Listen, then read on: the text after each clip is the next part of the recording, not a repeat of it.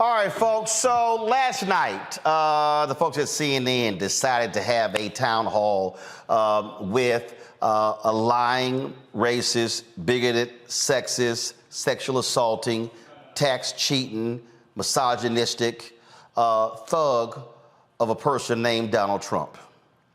Then they chose to hire a former right-wing reporter for the Daily Caller, who they made their White House correspondent, who they made their morning anchor, who is now their 9 p.m. show host, who was grossly inexperienced to handle the job as the one to do the town hall.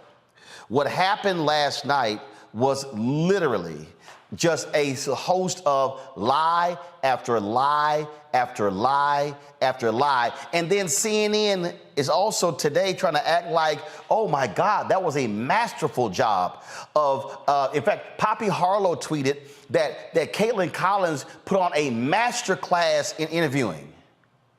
If anybody took that class, your ass would get an F. I don't know how they thought that was a master class. There was nothing master or class about that. If you want to understand, so I'm going to deconstruct a number of things that were said last night, and I need you to understand what happens if you were a real experienced and prepared journalist. Because see, here's the first thing, okay? CNN knew they were booking a liar. The man lies about lies. And so when a person lies about lies, they gonna lie. That's what they gonna do every time. So going in, he gonna start lying from the beginning. And so you must be prepared to deal with a lie. Do y'all understand why Republicans don't like coming on my show? It's because they're used to lying. The problem is I don't let people lie on my show. You literally have to present factual information or I will stop you in your tracks. You don't get to just spew lie after lie after lie. In the first 2 minutes and 11 seconds, Donald Trump unleashed a litany of lies, and but Mr. President, that really wasn't true. And that's how she sounded. And CNN is like, oh my God, she was amazing. Watch the first part of this. Watch this. President Trump, thank you for your time here tonight. We got a great crowd here in New Hampshire, a lot of voters with a lot of questions about what your 2024 term would look like, what another Trump term would look like. We'll get to the voters shortly, but your polls show that you are dominating the Republican race right now, but you are also under active federal investigation for trying to overturn the 2020 election results. Your first term ended with a deadly riot at the Capitol, and you still have not publicly acknowledged the 2020 election results. Okay, stop right there. Now, she goes, you're under federal investigation. No, a real journalist would have said, first and foremost, you're under federal investigation. You have been convicted in New York State Court for your organization, Trump Organization, cheating on its taxes. You have been indicted by Manhattan District Attorney Alvin Bragg. You are under investigation by Fulton County DA Fannie Willis. You were found liable just yesterday by a court in New York for sexually assaulting E. Jean Carroll. That's how you open it up. You lay all of those things out. Then Kaitlan goes into asking him, oh, but you haven't said that the 2020 election was fair. The man has been lying about it since he lost. You think all of a sudden, because you showing up in an Olivia Pope white suit, that all of a sudden he's going to just go, hey, guess what, Kaitlan? You're right. It was a fair election. No. Press play. Why should Americans put you back in the White House? Because we did fantastically. We got Stop 12 right million there. more. You ask an open-ended question. First rule of journalism, never ask open-ended questions. She should have said, why? Why should anyone remotely look at you as a front runner when you are under investigation in all of these places and you consistently lie about the 2020 election? Not what she did. She let him say all of this. More votes than we had in, as you know, in 2016. I actually say we did far better in that election. Got the most that anybody's ever gotten as a sitting president of the United States.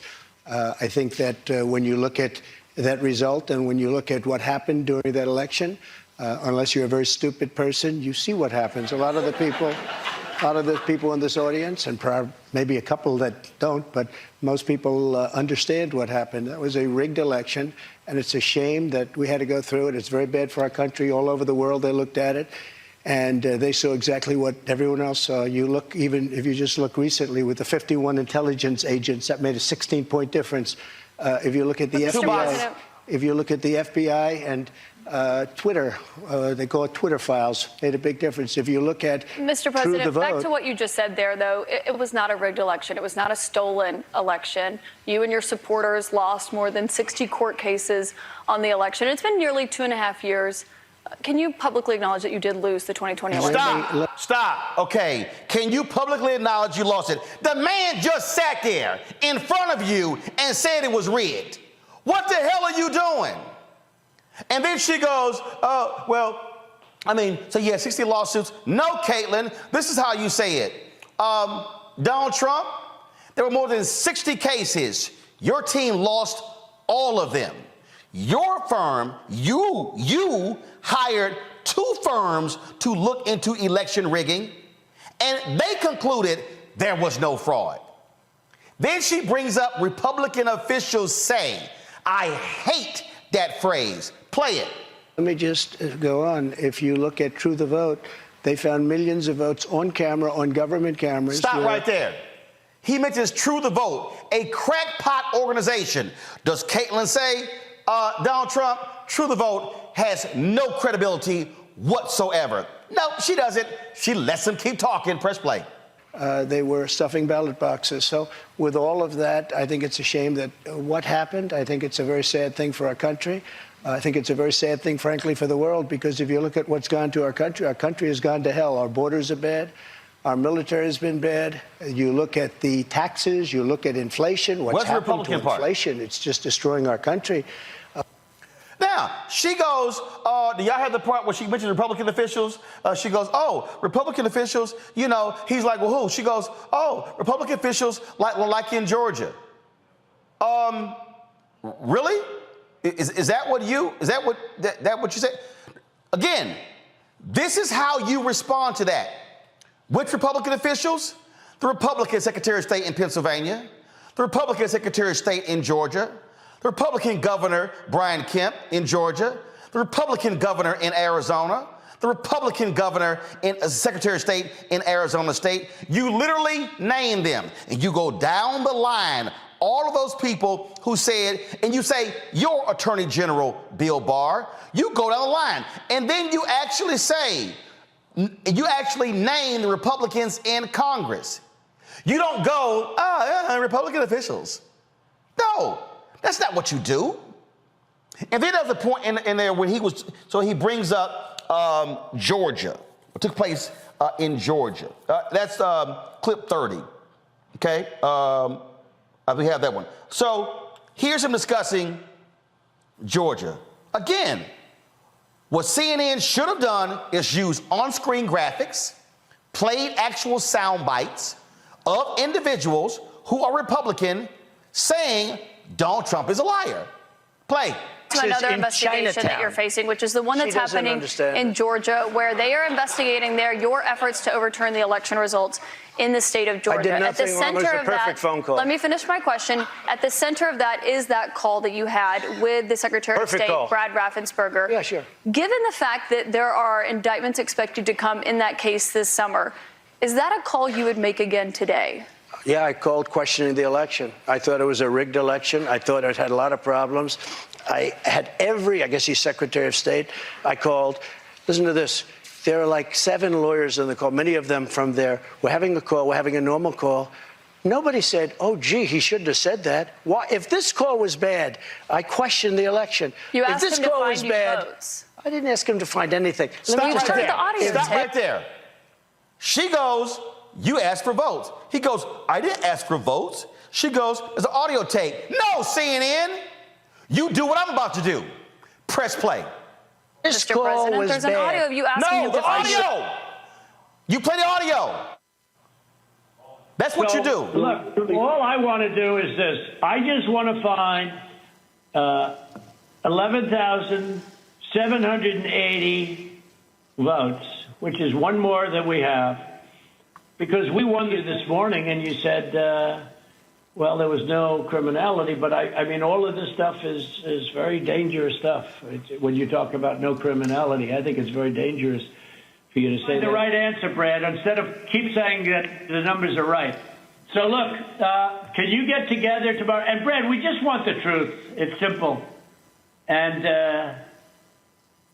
everyone's going to look very good if the truth comes out. It's okay. It takes a little while, but let the truth come out.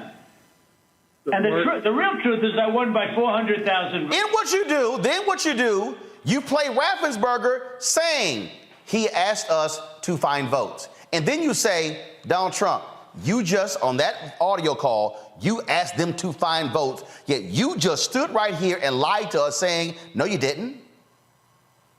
That's how you hold somebody accountable if you're going to have a town hall. You literally play the damn video. You play the video. So January 6th came up. January 6th came up. And so he was asked about January 6th. He was asked about, so we're going to play the first January 6th soundbite. And again, I just want y'all to understand how you are supposed to question a liar. Listen. Do you have any regrets about your actions on January 6th? Well, you know. Okay, again, a dumbass, open-ended question. We already know he has no regrets. So why in the hell would you go, do you have any regrets about January 6th? No! What you say is, Donald Trump, X number of cops were viciously beaten that day. X number of cops suffered significant injuries. According to Capitol Police, a number of them have still yet to return to the force. X number of people have been arrested for their actions. They have been found guilty in court. And you name them, and you list them, and you say it continues. And then you say, are you proud of what you did on January 6th? You don't ask an open-ended question. You have to ask the question by stating the net result of his actions on January 6th. Press play.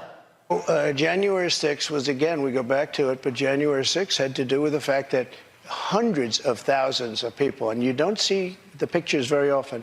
A lot of the people here probably were there. January 6th, it was the largest crowd I've ever spoken to.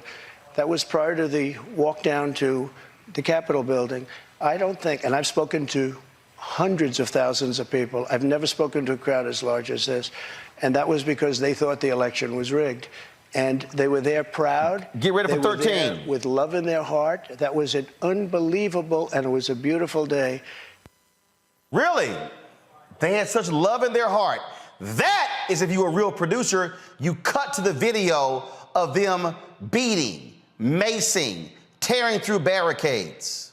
He was asked about Proud Boys. Press play. When you said you are considering pardoning a large portion of those charged with crimes on January 6th, does that include the 4 Proud Boys members who were charged and convicted of seditious conspiracy? I don't know. I'd have to look at their case, but I will say in Washington, D.C., you cannot get a fair trial. You cannot. Just like in New York City, you can't get a fair trial either. So you're saying the legal system not fair. Gotcha. Okay. All right. So check this out. Loves cops, huh? Well, he got an Ashley Babbitt question.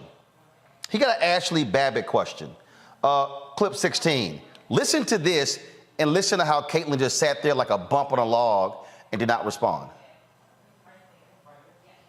But I think the reason the timeline is so critical here, because going back to your influence, in that 3 hours, over 140 officers were injured that day. And a person named Ashley Babbitt was killed.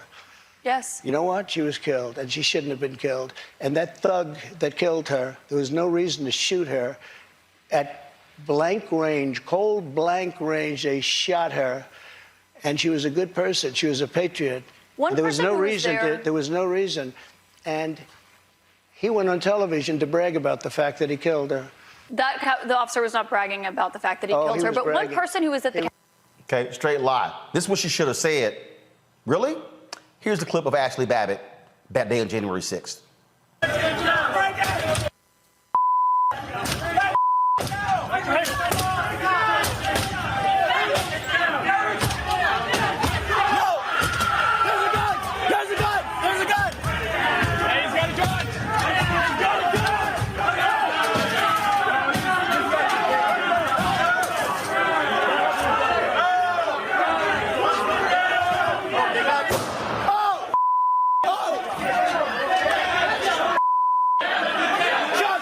And then you say, Donald Trump, was the door barricaded? Were they told not to enter? Why, if she was a patriot, why was she trying to break into a barricaded door at the U.S. Capitol? And why are you calling her a patriot and you're calling that officer a thug, the officer whose job was to protect members of Congress, including your vice president? That is how you ask the question. But that's not what happened. And so what CNN did, CNN literally gave free rein to this man to lie in front of a group of Republicans in New Hampshire who was clapping and applauding and cheering. They platformed his lies, and they literally had a grossly inexperienced person asking the questions. There are other women at CNN, Erin Burnett is one, who could have actually hosted the town hall, done a better job. There are folks like Jim Acosta, who he hates, who could have done a better job.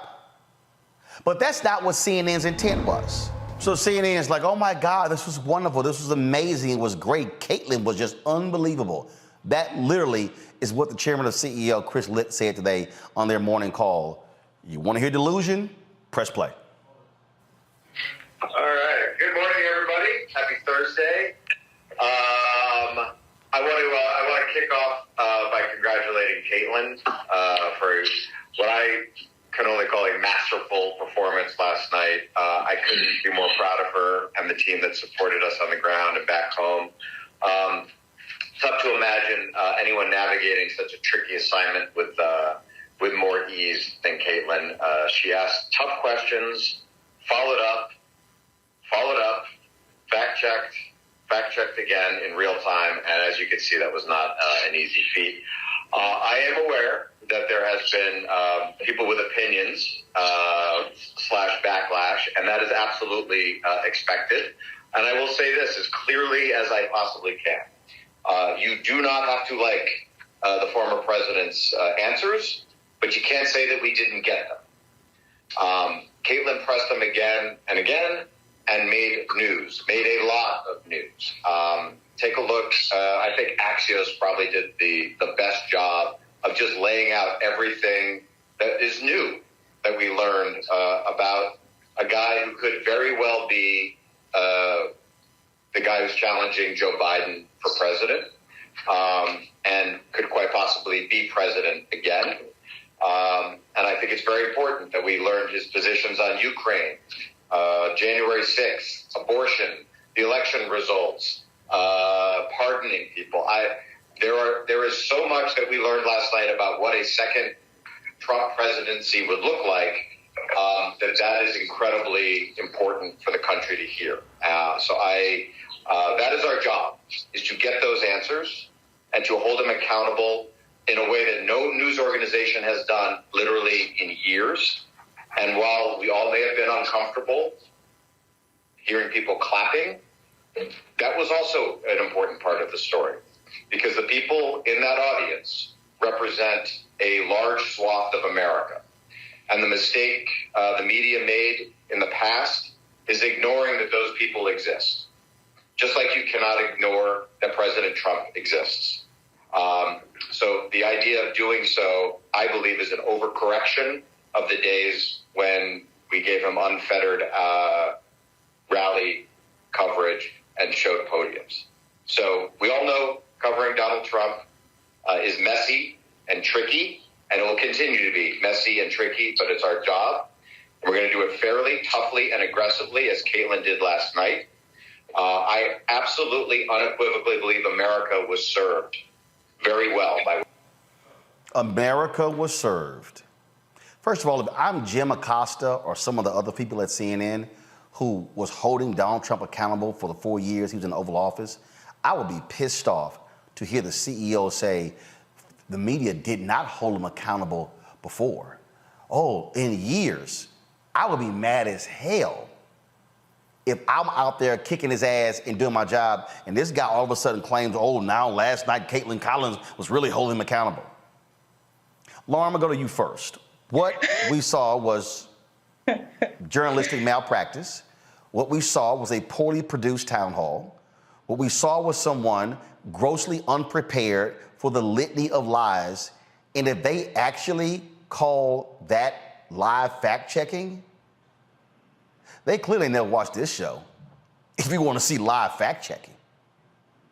Yeah, you know, I had not heard that audio, Roland. I had read stories with the audio, but the fact that he had said we'd learned so much. I mean, remember, Chris Licht comes from entertainment. And as somebody who worked at ABC News when it went from Cap Cities to Disney, I know what that looks like. We had Michael Eisner come in and not give an F about serious news and dismantle Nightline.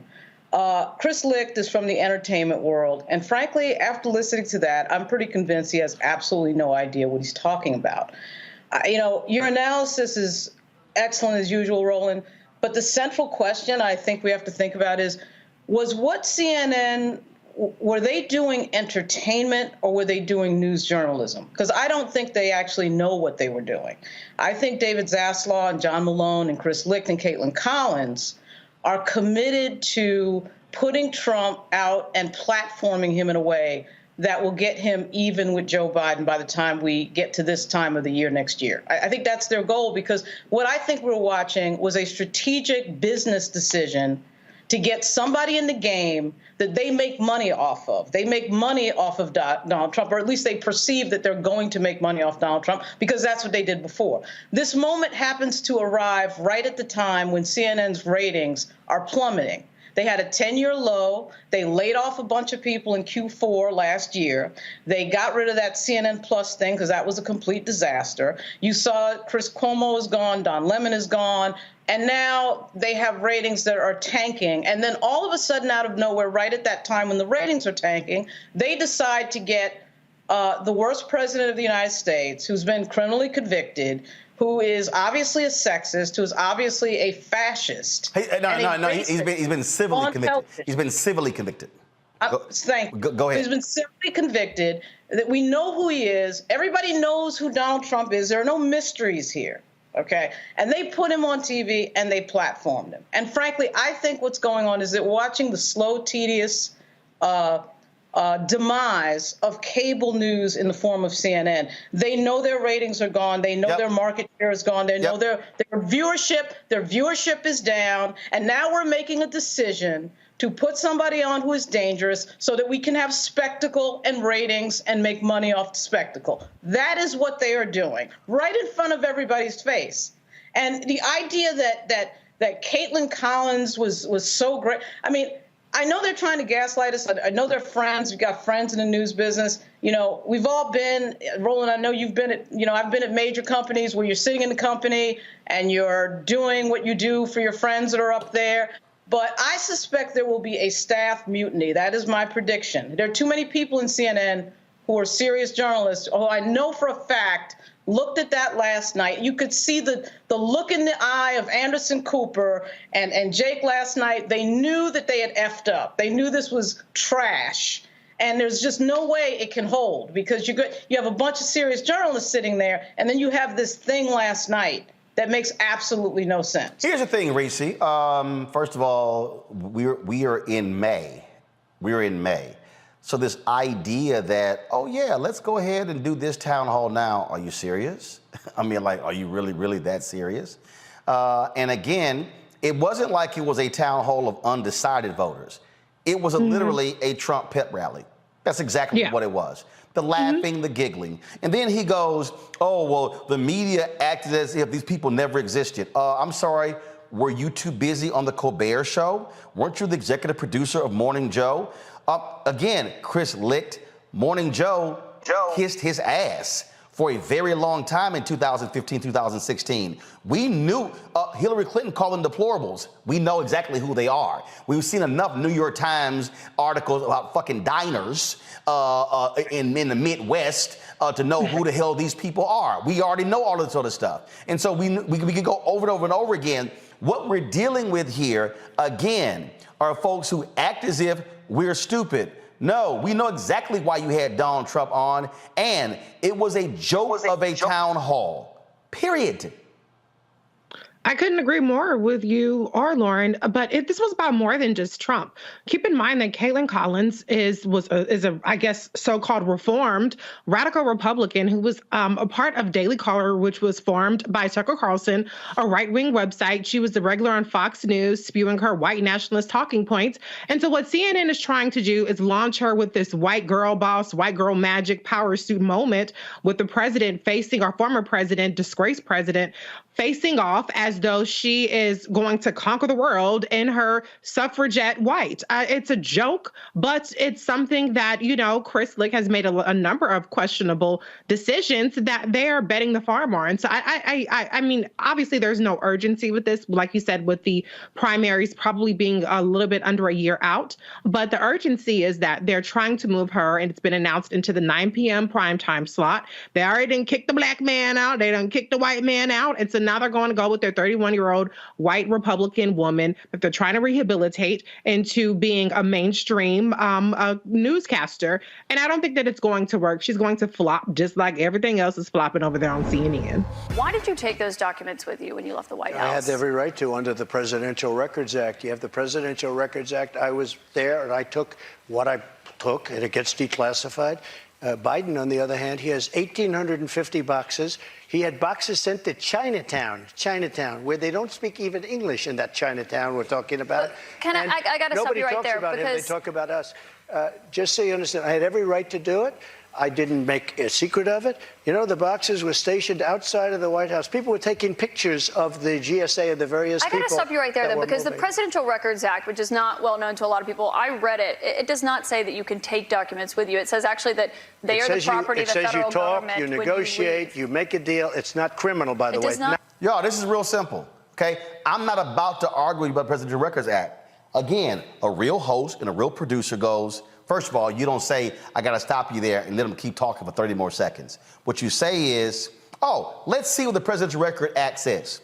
That's what you do. You literally call it up.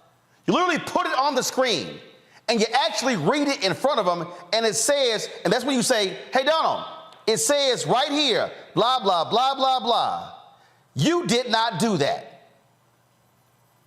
That's how you rebut lies, Chris Licht, Kaitlan Collins.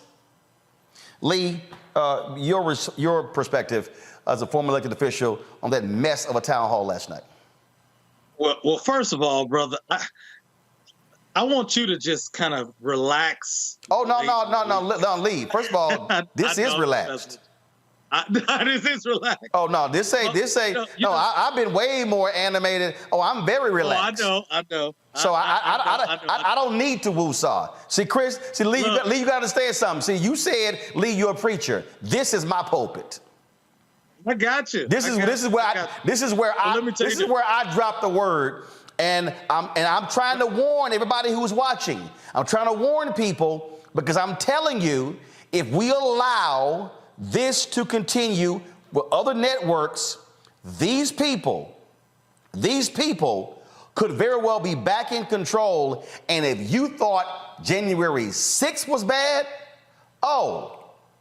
that pales in comparison to what these evil, demonic imps plan to do if he's back in. This ain't the time. My point is this. My point is this, Roland. My point is this. I don't know a whole lot about journalism. That's your lane. I do. Been doing it since I was 14 years old. I know. I can tell very clearly that this has nothing to do with journalism. And I think you've hit it right on the head. This was an economic decision that CNN made. This was a ratings decision. Chris Licht said that we learned a lot of new stuff. Man, everything that I heard, because I didn't watch the interview because I knew what it was, but everything that I've listened to, even right here, sitting down right now, I learned nothing new.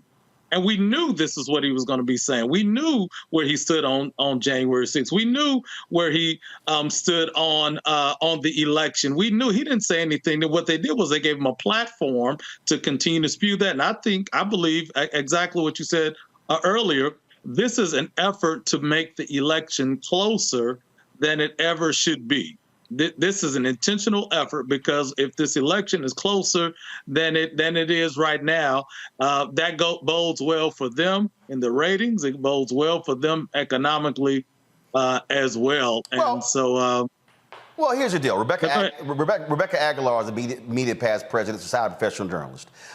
Rebecca is a freelance reporter out of Dallas. And Rebecca, look, Chris Licht has his mandate. He wants CNN to appeal to more Republicans. He's made that perfectly clear. That's what David Zaslav wants, because that's what John Malone, the largest individual stockholder in Warner Discovery, actually wants. And so that's why they've gotten rid of opinionated programming, all those different things. And guess what? That's fine. CNN, first of all, has been there before, this whole idea we're going to be down the middle. That was the case when I was there. They would not have opinionated programming.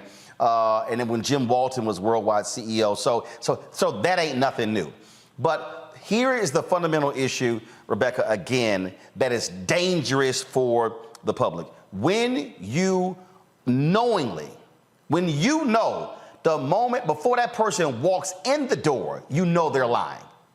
When you know that they are going to gaslight, when you know that they're going to demean women, when you know he trashed their own host, calling her a nasty woman, a nasty person. So when you know that, there's a certain way you have to prepare for that. You've been a journalist for quite some time. You know, if you got an ornery mayor or county commissioner or county judge or whatever, you know how you must prepare yourself to approach them versus a politician who actually is going to answer the questions. What we saw was CNN allow just flat out lies for almost an hour and a half. And you know what? Thank you for the invite. They threw the lamb to the lion. That's all there is to it. This was not a town hall. It was a Trump rally. And I think what they did here is they didn't prepare Kaitlan Collins for this. You have to prepare, just like you do any big assignment. You prepare, you do even practice runs. Throw me out. It's basically sometimes like if any of you guys have been to court, you know, okay, what do you do this? If he answers this, what do you say? And the problem with her is that she was not prepared. It was a poorly produced show. They have fact checkers. They have those big screens. You've seen them. Right. So, you know, she never took control. And Rebecca, don't have the fact checker on in the post panel. No, you literally, as you say, and you don't go, well, let's go to so-and-so. No, in real time, if you want to do real time, you say, no, Donald, this is what you said. This is what it reads. That's what you do. You don't go, oh, I read the Presidential Records Act, and it says, no, you make him, and make his ass read it with you. Yeah. That's how you do it. Right. You know, I think she needed one of those notebooks. When he said the lies about the wall, right? I would say, excuse me, and look, and just say it. But the biggest thing that she did not do, and again, let me just say, I think Kaitlan Collins is a decent journalist. I think she has done a decent job at the White House. but she was not prepared for this job. And nothing against people who are young, because we were all that age at one time. But there comes a time I was better than that at her age. I can tell you that. Right. But there comes a time where you say, I can't do this. Why they didn't have Jim Acosta or Dana Bash, right? Why not them? I would like to know, and if there's any investigative reporter out there or any of my sources at CNN, I want to know, was the Trump campaign given pictures of everybody and say, who do you want? Because you know me, if I'm a strong politician, I want Collins, 30 years old. You knew he was intimidating her. Here's another thing that I find hypocritical. Licht gets rid of Don Lemon on allegations of misogyny and all that other stuff. But then because he allegedly said something that made Kaitlan Collins uncomfortable. But then you put her in an arena with a man who's a misogynist? The hypocrisy. And I think what angers me the most, because you've seen me tweeting, is that as journalists, I am the immediate past president of the Society of Professional Journalists, a lot of journalists who work hard every day, a lot of journalists out there, we bust our ass and we want trust from the public. We tell the truth. And what happened in that town hall? All they did, there was, you're right, masterful performance, no way in hell. She asked tough questions. She didn't follow up. She didn't push. Some producer could have gone into her ear and said, no, push back, something. We got answers. No, they got lies, lie after lie. We learned so much. We didn't learn anything else. Trump just kept spewing whatever and here's another thing. Stop calling them untruths. They're lies. Right. Oh my God. But see, but again, though, here's the deal. That's the media deal. I'm telling you, I was on ABC this week, and I think it was February 2017, and this came up. And I remember all of 2015, 16, and even the first 2 years of his presidency, they were all scared to say lie. And I remember, I think it was Jake Tapper and Judy Woodruff. I think they would say, well, in order for us to know that it's a lie, we have to know at the outset the person means to do it. I said, listen, if I brought my ass home at 3 o'clock in the morning and I came up with a BS story, my dad would be like, son, why you lying? He wouldn't sit here and say, well, I need to understand what. No, he know why I'm lying. Because I came home at 3 a.m. He know the lie is coming. So we know, but they won't do it. Not one time did she say, and again, I don't call him Mr. President. I can't use that title. Not one time did she say, that's a lie. What you just said simply, and it's not just even that, Rebecca, it's also how you say it.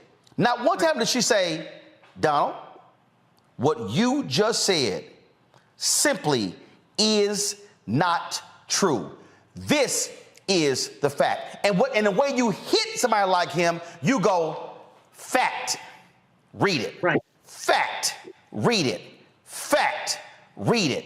Fact, read it. And then I am anticipating him going, well, that's fake news. And then that's when you say, so anything that you don't like, you call fake news, even though it's a fact? You gotta know what's coming when you again, an experienced person, I know what you're gonna say, I know what my rebuttal is gonna be, and I already know what your rebuttal to my rebuttal is gonna be, so I know when to come back with. And the reason you use graphics and monitors in video is because it's hard for the person, Rebecca, to lie when you say, we just heard your voice. And then you say, was that you on the phone call? Was that you on the phone call? Did you make that phone? That's how you do it. You have to box the person in, not just go, so why? No, you don't do open-ended. Rebecca, go ahead. It's about having control. She never took control. The minute he was defaming Miss Carroll, I would say, excuse me, whether you call him Mr. Trump or not, Mr. Trump, please, you cannot be doing that. The minute she heard the audience laughing, excuse me, audience, you have to be respectful. This is not a fraternity party. This is not a concert. You have to be respectful. You use that tone and take control. She did not take control. You also have to have courage, have the balls to say, Mr. Trump, you are lying about that, and look him right in the eye. Yep. And number 3, have the confidence. And this is what happens. What you build confidence with experience. And you know what's really sad about this? All right, no, hold on. I'm gonna let you finish that. You build confidence with experience and knowledge.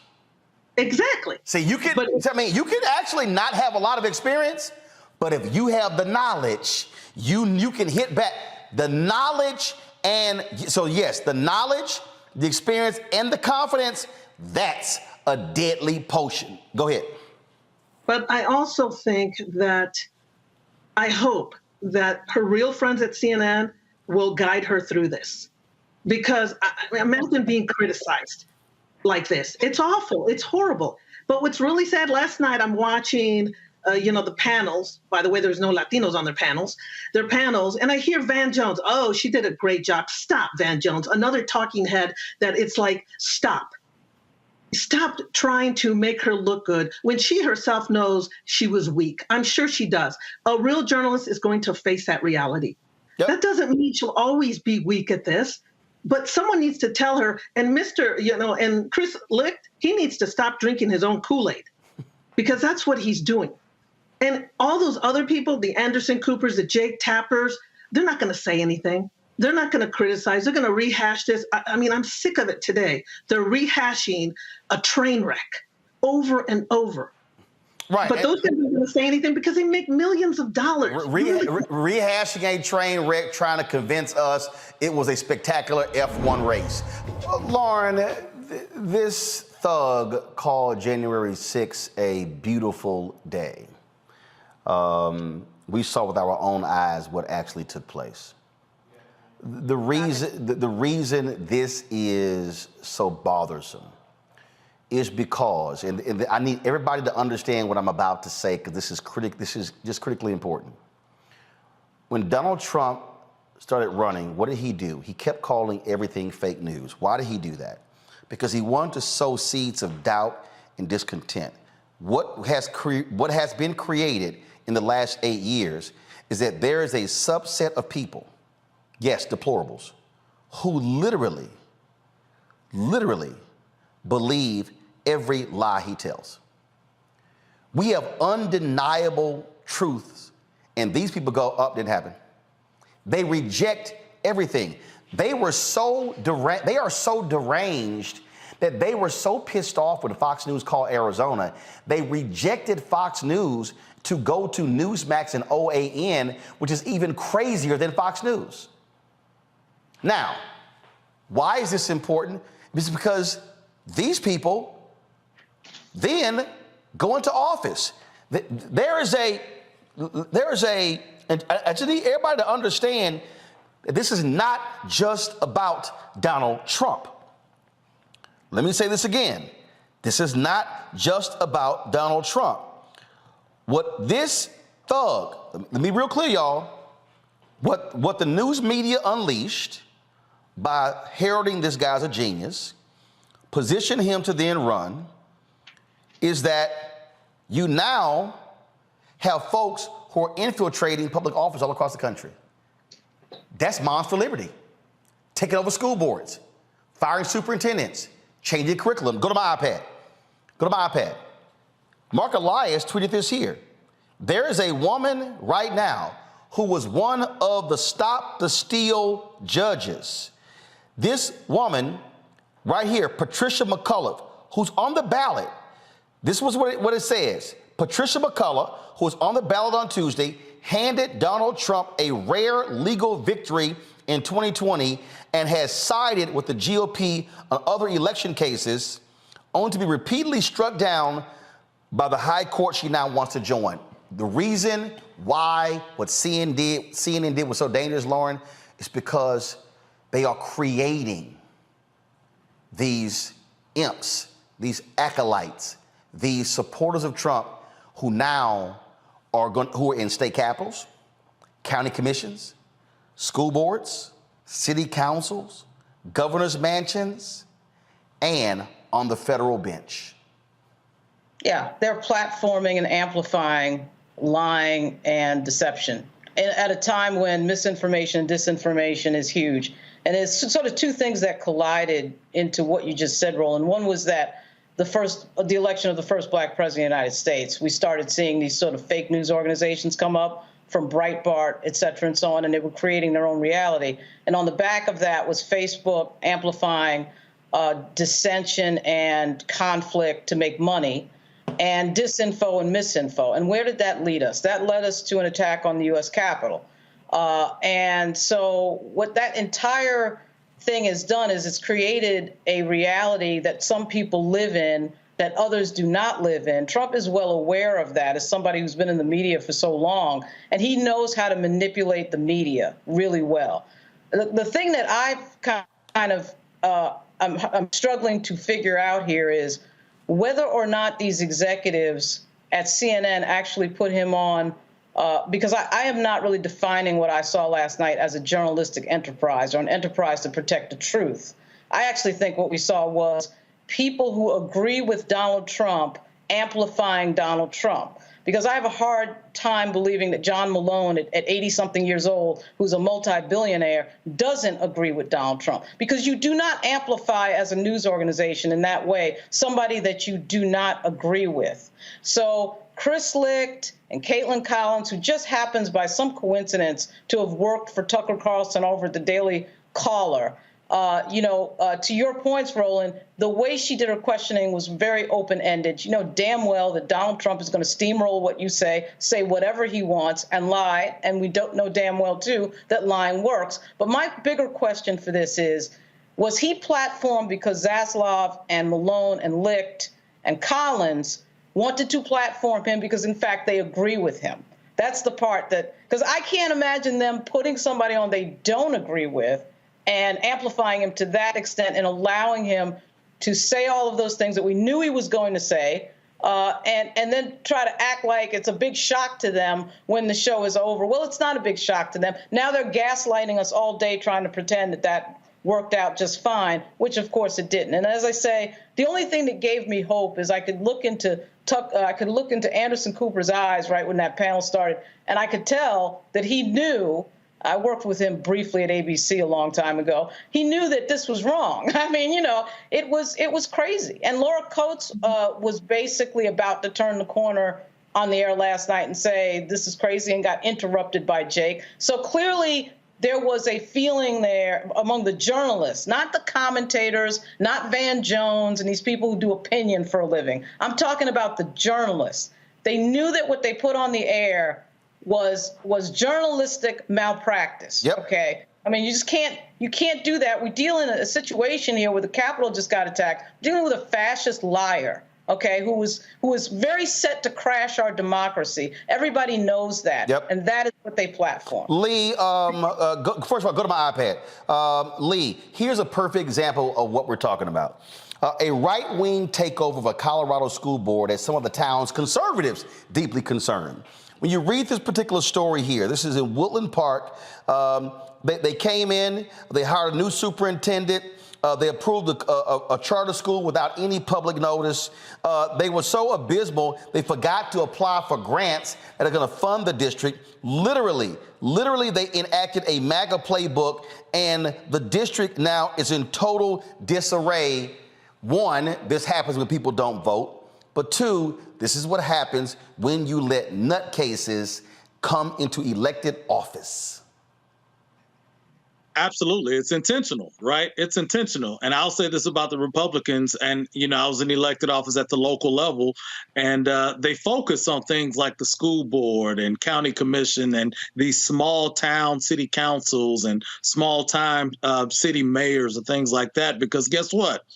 They now have a platform to get elected at the next level. And then they get elected to the next level. Next thing you know, they're representing entire states and members of Congress and things like that. And it's a playbook. So let's be clear, it's a playbook. They're not coming in, making up stuff on their own. They got the Tea Party playbook, the MAGA playbook. They got the talking points that they all kind of abide by, and so you're seeing this happening all across the country. And then here's the quiet thing that maintains the power of a state, even when it doesn't adequately reflect the voters themselves. You have redistricting, right, where they get to gerrymander the lines and across the state. So in state legislatures all across the country, you have state legislatures that don't reflect the voting population because they've gerrymandered these districts to maintain the power much longer than the voting representation would bring. And so when you look at things, going back to this town hall, when you allow Donald Trump to have this platform and just have a full, I don't know how long the town hall was, quote unquote town hall was, but he had however long it was of a platform to say whatever he wanted to say. The very definition of gaslighting. He's making you believe that what you're seeing with your own eyes is not true. And so when he does that, right, guess what he's doing? He's also giving the talking points for those who are down ballot, at the state legislatures. But also what he's doing, Lee, he's also, by running roughshod over a Kaitlan Collins, he's showing, see, this is how you treat them. This is how you disrespect them. This is how you diminish them. Absolutely. And it cheers their people on. Rebecca, I will go to you for the final comment here, because this is, again, and so when Lee was like, hey, calm down, no, because see, this is what I need Lee to understand. I got you, Roland. No, hold on. This is what I need you to understand. I literally saw this years ago, so let me explain. I was at CNN, Rebecca, from 2007 to 2013, and we were every time they would interview Trump, I would go, why in the hell are we talking to Donald Trump? And I remember being in the Washington bureau, going up to Stephanie Katubi, who was a booker for CNN, for Wolf Blitz's show. And I said, why in the hell is Wolf interviewing Donald Trump? Oh, every time we talk Donald Trump, we get great ratings. I said, but he doesn't know what the hell he's talking about. Why are we talking to him? Are we trying to talk to CEOs? Go talk to real CEOs with real companies. I said that.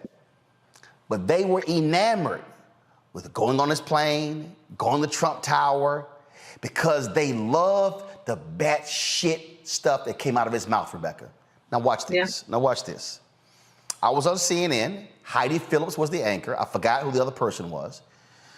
And Trump came up. And this is what I actually said. I said, anytime Trump comes on CNN, we should run a crawl at the bottom that says, this is for entertainment purposes only.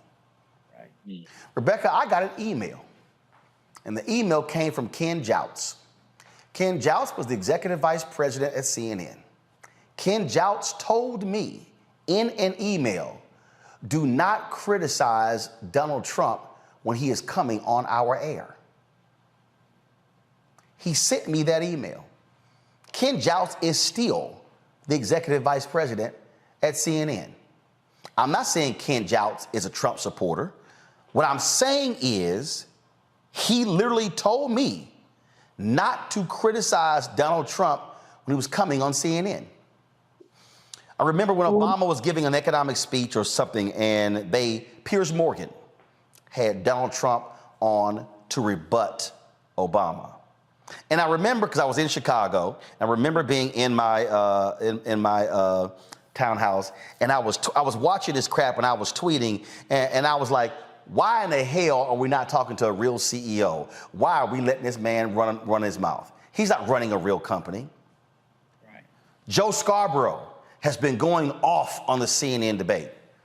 Really, Joe Scarborough?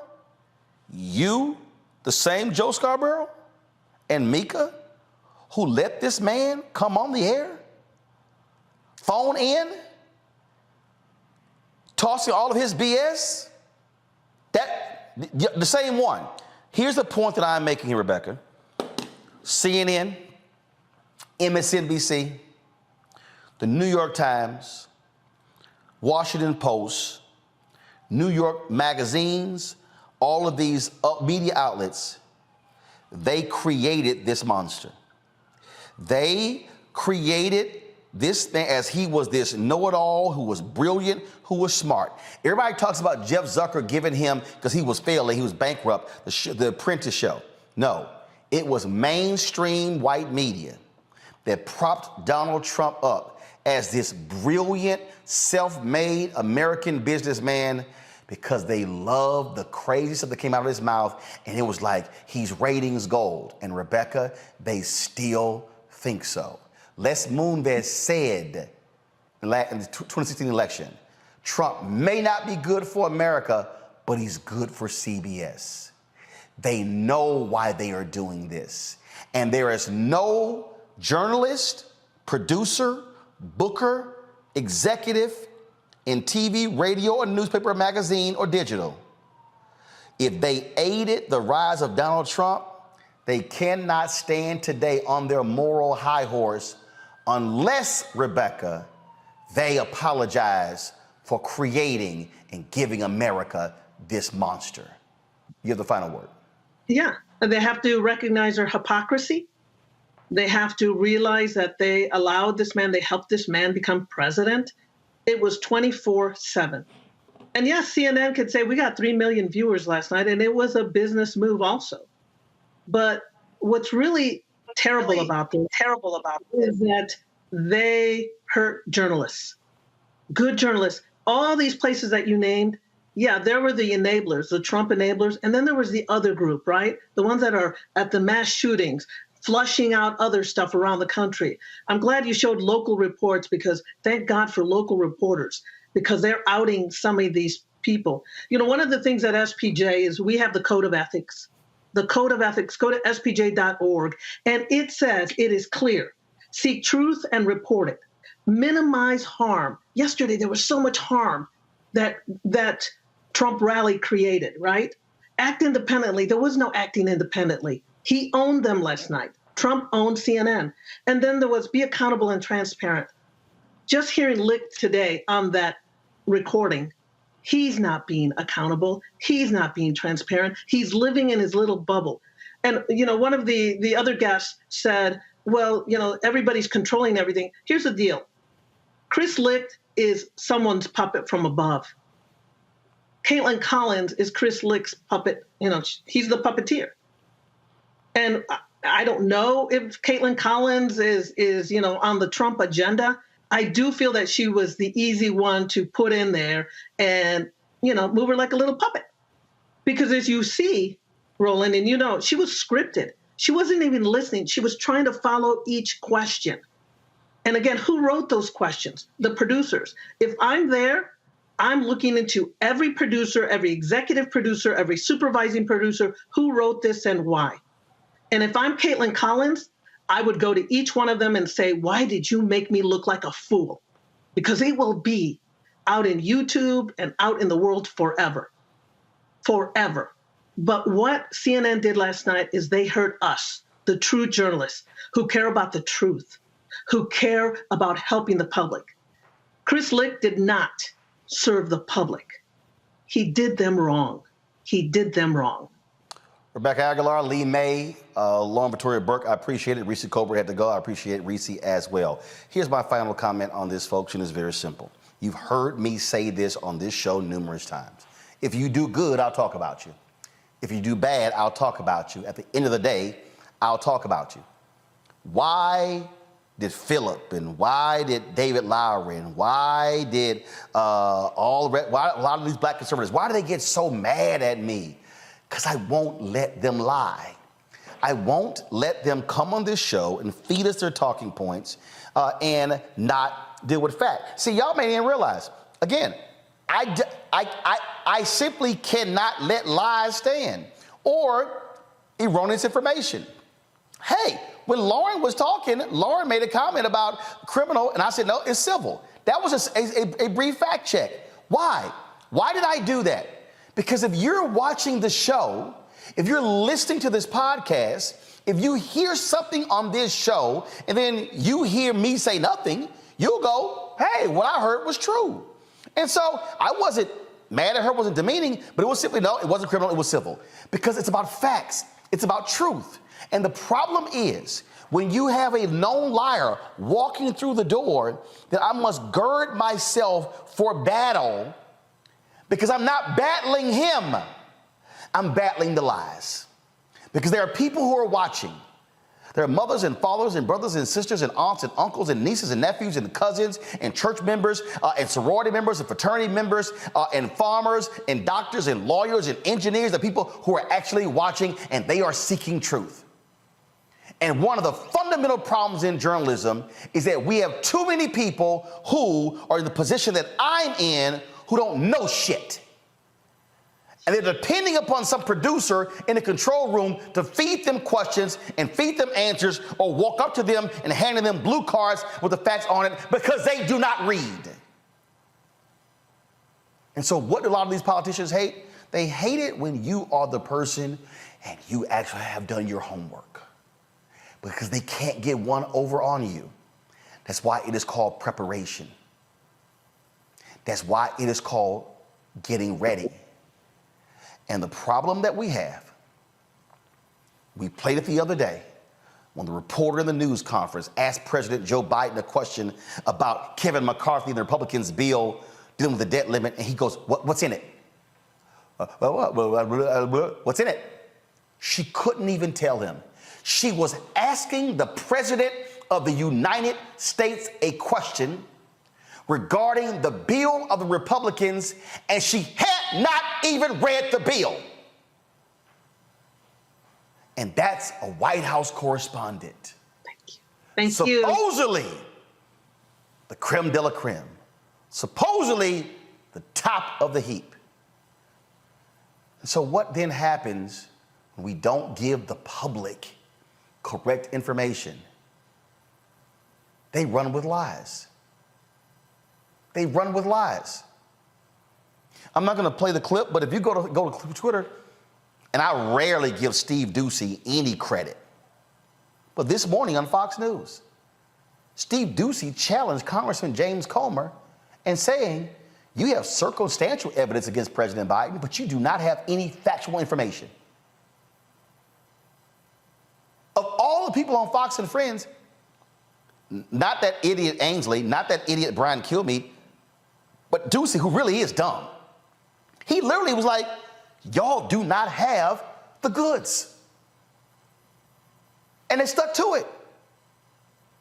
Y'all, Kellyanne Conway said alternative facts, and no such thing exists. It's either true or it isn't. And that is the only standard that will exist on this show and on this network. And if there is a host on this network who does not abide by that principle, they will not be on this network. And I will not allow people to come on my show and knowingly lie and spread it thinking it's true when we know it isn't. Because I have too much respect for the audience to allow them to move forward in life having to listen to somebody lie and I say nothing. Chris Licht, Kaitlan Collins, CNN, do better, because somebody is watching and listening. They are expecting you to be better. All right, folks, back to our Roland Unfiltered video in just one moment. When you talk about blackness and what happens in black culture, we're about covering these things that matter to us, speaking to our issues and concerns. This is a genuine people-powered movement. There's a lot of stuff that we're not getting. You get it, and you spread the word. We wish to plead our own cause. Too long have others spoken for us. We cannot tell our own story if we can't pay for it. This is about covering us. Invest in black-owned media. Your dollars matter. We don't have to keep asking them to cover our stuff. So please support us in what we do, folks. We want to hit 2,000 people, $50 this month, raise $100,000. We're behind 100,000, so we want to hit that. Y'all money makes this possible. Checks and money orders go to P.O. Box 57196, Washington, D.C. 20037-0196. The Cash App is $RM Unfiltered. PayPal is R Martin Unfiltered. Venmo is RM Unfiltered. Zelle is Roland at RolandSMartin.com.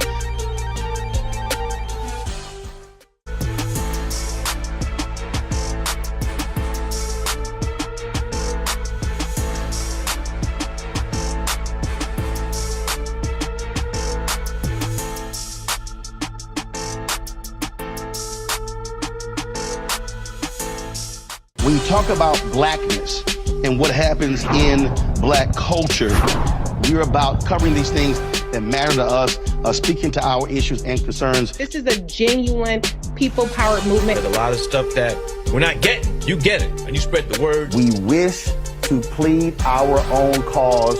Too long have others spoken for us. We cannot tell our own story if we can't pay for it. This is about covering us. Invest in black-owned media. Your dollars matter. We don't have to keep asking them to cover our stuff. So please support us in what we do, folks. We want to hit 2,000 people, $50 this month, raise $100,000. We're behind 100,000, so we want to hit that. Y'all money makes this possible. Checks and money orders go to P.O. Box 57196, Washington, D.C. 20037-0196. The Cash App is $RM Unfiltered. PayPal is R Martin Unfiltered. Venmo is RM Unfiltered. Zelle is Roland at RolandSMartin.com.